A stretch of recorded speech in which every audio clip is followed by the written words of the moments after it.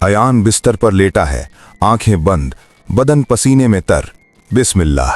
वो धीरे धीरे अयान के पास जाते हैं। बाबा फरीद ने शहजादे की नब्ज पकड़ी, उसकी आंखें देखीं, उसके माथे पर हाथ रखा।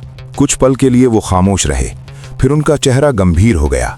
ये कोई आम बीमारी नहीं है नवाब। नवाब राशिद घबराए हुए। मतलब साफ कहिए बाबा जान। तुम्हारा बेटा किसी रूह के जेरे असर है, और ये रूह बहुत ताकतवर है। ये आसानी से शहजादे का पीछा नहीं छोड़ेगी। हवेली के सब लोग बाबा की बात सुनकर कांप जाते हैं। बाबा फरीद सीधा नवाब की आंखों में देखते हुए, कुछ दिन पहले क्या तुम्हारे साथ कोई खास वाकया गुजरा था जिसमें तुम्हारे हाथों से किसी की जान चली गई? नवाब का चेहरा पीला पड़ जाता है। सच बताओ नवाब, तुम्हारा सच ही तुम्हारे बेटे की जान बचा सकता है। नवाब कुछ देर के लिए खामोश रहते हैं, फिर लड़खड़ाते लफ्जों में बोलना शुरू करते हैं। बाबा जान, एक रात मैं शिकार के लिए काली जंगल गया था। वहां घने जंगलों के बीच मेरी नजर एक काले चीते पर पड़ी। मैंने उसका पीछा किया, और इससे पहले कि वो भाग पाता, मैंने अपना निशाना लगाया और तीर छोड़ दिया। वो सांस लेते हैं। एक पल के लिए सब कुछ शांत हो गया। मुझे लगा वो चिता जख्मी होकर वहीं गिर गया, लेकिन जैसे ही मैं उसे पकड़ने के लिए आगे बढ़ा, झाड़ियों के बीच से किसी के कराहने की आवाज सुनाई दी।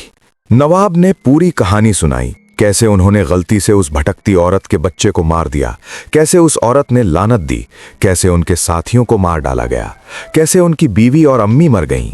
हाँ नवाब, तुम जिस भटकती औरत की बात कर रहे हो, तुम्हारा बेटा उसी के कब्जे में है। क्या आप उसे बचा सकते हैं? वो औरत कोई आम औरत नहीं थी। वो एक माँ थी जिसकी औलाद जुल्म से मार दी गई। उसका गम नफरत में बदल गया, और उस नफरत ने उसे एक ताकतवर रूह बना दिया। लेकिन कुछ तो रास्ता होगा। धीरे से। रास्ता है, लेकिन बहुत मुश्किल है, और उसमें खतरा भी है। हाथ जोड़कर मैं कुछ भी करने को तैयार हूं बाबा जान, बस मुझे मेरा बेटा सही सलामत चाहिए। ठीक है, मेरी बात गौर से सुनो। सब खामोशी से सुनते हैं। तुम्हारे बेटे के पास सिर्फ एक दिन बचा है। अगले अमावस की रात वो रूह तुम्हारे बेटे की जान लेने आएगी। घबरा कर। एक दिन? इतना कम वक्त? लेकिन घबराओ मत। अगर सही तरीके से काम किया तो हम उसे बचा सकते हैं। बताइए क्या करना होगा? कल रात, अमावस की रात, तुम्हें गांव के बाहर वाले जंगल में जाना होगा। वहां उस भटकती औरत के बच्चे की कब्र है। हैरान, कब्र? हाँ, उस औरत ने अपने बेटे को वहीं दफन किया था। रात के 12 बजे से पहले तुम्हें उस कब्र को खोदना होगा और उस बच्चे की हड्डियों को यहाँ लाना होगा। लेकिन बाबा जान, अगर ये तरीका काम ना आया तो? मुझ पर यकीन रखो नवाब, अल्लाह की मर्जी से सब ठीक हो जाएगा। लेकिन याद रखना, उस रूह को रोकने के लिए हमें उस बच्चे की रूह की जरूरत है। सिर्फ वही उसकी माँ को रोक सकती है। मैं करूँगा जो आप कहें। और एक बात, जब वो रूह आए, तुम्हें उस बच्चे की हड्डियों को उसे दिखाना होगा। अपने बेटे की कसम देना होगी। एक माँ, चाहे वो कितनी भी गुस्से में हो, अपने बच्चे की कसम नहीं टाल सकती। अंधेरा बस एक मशाल की रोशनी। बाबा फरीद के कहे अनुसार नवाब राशिद अमावस की रात आते ही एक वफादार खादिम के साथ उस कब्र को ढूंढने निकले। काली जंगल रात में और भी डरावना लगता था। हर आवाज, हर परछाइयां डर पैदा करती थीं। नवाब, खादिम, डर मत, बस थोड़ा और आगे। खादिम इब्राहिम, जी नवाब। कुछ देर जंगल में चलने के बाद, नवाब रुको, वहां वो रही कब्र। मिट्टी से ढकी हुई एक छोटी सी कब्र दिख रही है। नवाब का खादिम बहुत डरा हुआ था, इसलिए नवाब ने खुद अपने हाथों से उस कब्र को खोदना शुरू किया। नवाब खोदना शुरू करते हैं। नवाब, जैसे जैसे मिट्टी हल रही थी, एक अजीब सी बदबू हवा में फैलने लगी, मानो जैसे वो लाश अभी भी ताज़ी हो। सर्दी की रात थी, फिर भी नवाब के माथे पर पसीना आ गया। खादिम इब्राहिम, नवाब, मुझे यहाँ अच्छा नहीं लग रहा, जल्दी चले यहाँ से। बस थोड़ा और इब्राहिम, मेरे बेटे की जान इसी में है। थोड़ी देर बाद, नवाब, मिल गई कब्र। नरेटर, नवाब को कब्र में एक छोटी सूखी लाश मिली, फटे कपड़ों में लिपटी, कुछ हड्डियां बाकी थीं। नवाब ने एहसास से उसे उठाया। नवाब, माफ करना बच्चे, लेकिन अब तेरी जरूरत है मेरे बेटे को बचाने के लिए। वो उस लाश को एक कपड़े में लिपेटते हैं और बिना देर किए अपनी हवेली की तरफ लौटे। शाकिर, बाबा फरीद कमरे में रूहानी तैयारियां कर रहे हैं। नैरेटर, हवेली में बाबा फरीद पहले से ही उस भटकती रूह को रोकने की सारी तैयारियां कर चुके थे। कमरे में दायरे बने हुए थे, कुछ आयतें लिखी हुई थीं, लोबान की खुशबू फैल रही थी। बाबा फरीद नवाब को देखते ही, जल्दी करो, हमारे पास वक्त बहुत कम है, वो किसी भी वक्त आ सकती है। ले आया हूं बाबा जान, अच्छा किया। अब हमें तैयार रहना होगा। अचानक शहजादा अयान का बदन कांपने लगता है। छोड़ दो मुझे वालिद, वो मुझे मार डालेगी, वो मुझे मार डालेगी। अयान बेटा डर मत, मैं यही हूं। बिस्मिल्लाहिर्रहमानिर्रहीम। वो अयान की तरफ हाथ बढ़ाते हैं और कुछ आयतें पढ़ते हैं। बाबा फरीद की दुआओं से अयान कुछ देर के लिए शांत हो गया। वो आ गई है, जल्दी उस तरफ चलो। बाबा और नवाब अयान के कमरे में छुप जाते हैं। कुछ देर तक माहौल शांत रहा, लेकिन फिर धीरे धीरे घुंघरुओं की आवाज अयान के कमरे के करीब आने लगी। घुंघरुओं की आवाज, छन छन छन। आ गए, वो आ गए। वो बिस्तर से उठने की कोशिश कर ही रहा था कि तभी दरवाजे के पास एक परछाइयां दिखाई दी। एक औरत की परछाइयां, लाल आंखें, नुकीले नाखून।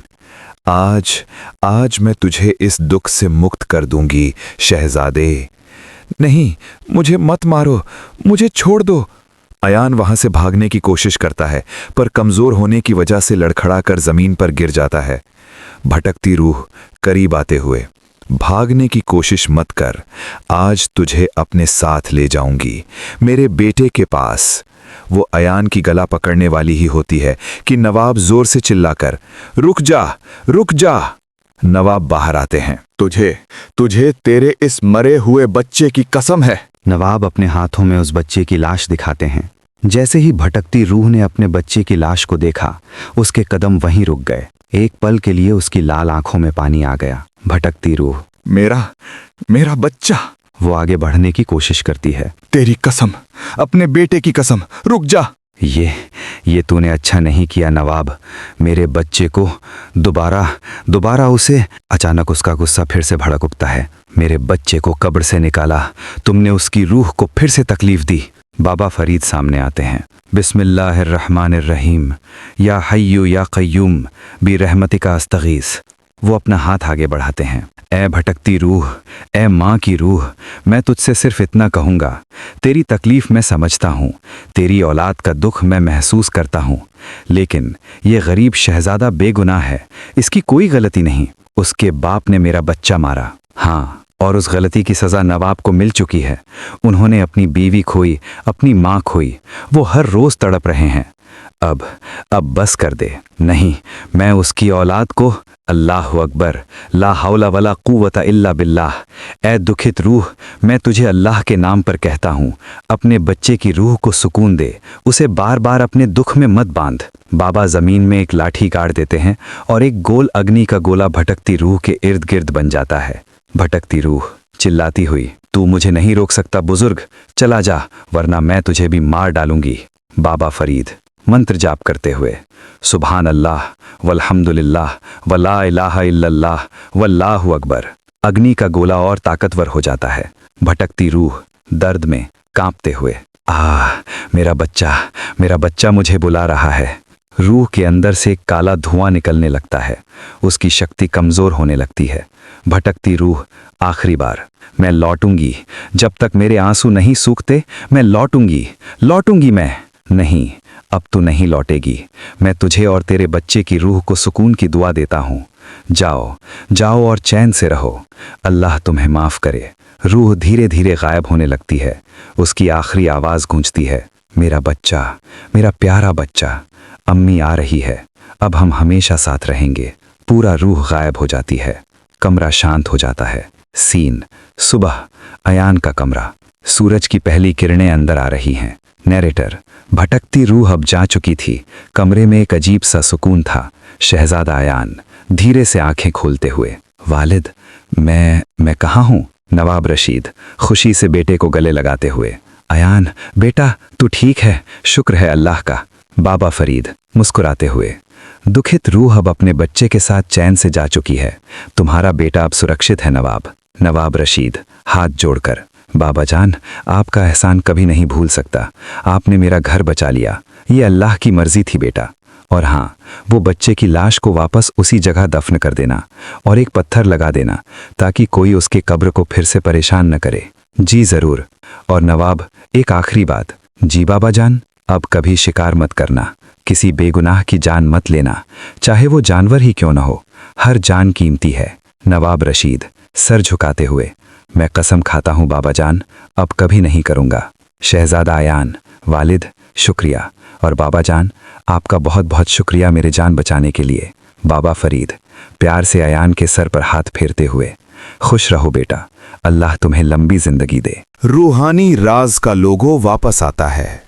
बाबा फरीद के जाने के बाद नवाब ने उस बच्चे की लाश को वापस उसी जगह दफन कर दिया और एक पत्थर भी लगाया जिस पर लिखा था, यहां एक बेगुनाह रूह आराम कर रही है, अल्लाह उसे सुकून दे।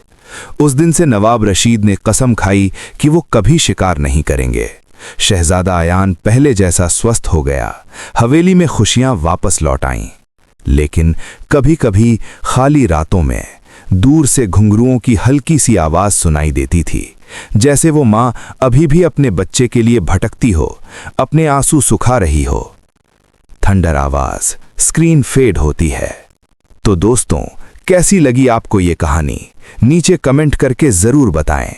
और अगर आपने कभी कोई ऐसा तजुर्बा किया हो, कोई रूहानी वाकया देखा हो, तो हमें लिखकर जरूर भेजें, शायद अगली कहानी आपकी हो।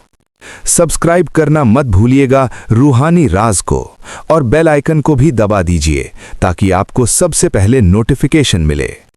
हमें फेसबुक और इंस्टाग्राम पर भी फॉलो करें लेटेस्ट अपडेट्स के लिए। तब तक के लिए अल्लाह हाफिज। और हां, रात को अकेले मत रहना। ईविल हंसी की आवाज फेड 2।